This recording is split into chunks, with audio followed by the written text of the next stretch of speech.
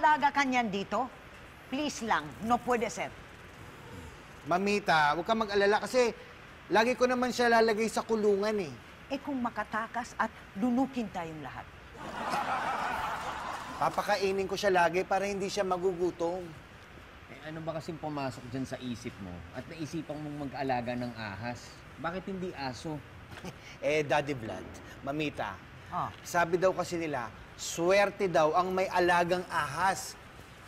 Ako, gusto kong manalo sa loto eh. Gusto kong swertehin. Tsaka, higit sa Ano? lahat, Ano? sa aking pag-ibig. Kasi naman, baka mamaya, maunahan pa ako ni Bebe mag-asawa. O, iga naman, kuya. Wala pa sa isip namin ni Derry yun, no? Wala sa isip nyo, ha? Pero panayang sip-sip mo sa nanay niya. Basta, ayoko yan dito at alisin mo yan at isoli mo. Teka, sandali. Yung nanay ni Derry nandito, si Aling Lydia?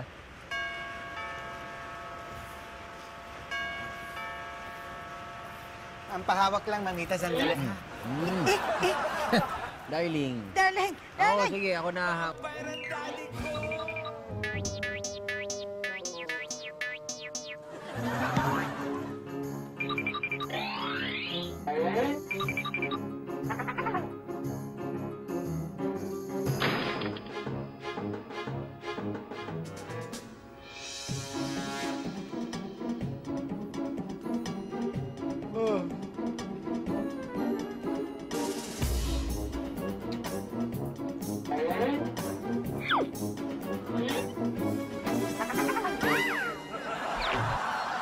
Elizabeth!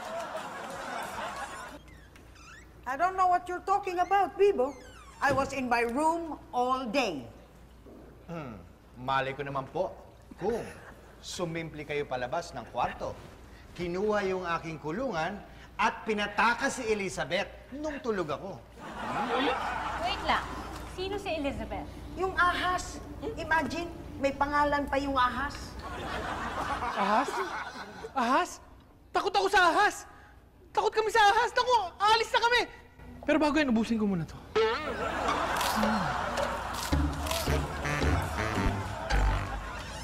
Elizabeth! Bebe. Oh, babawi lang kami sa'yo, aray. Babawi. Sige nga. Paano? Sa paano ang paraan? Sabihin niyo sa akin. Sa ano? Sa...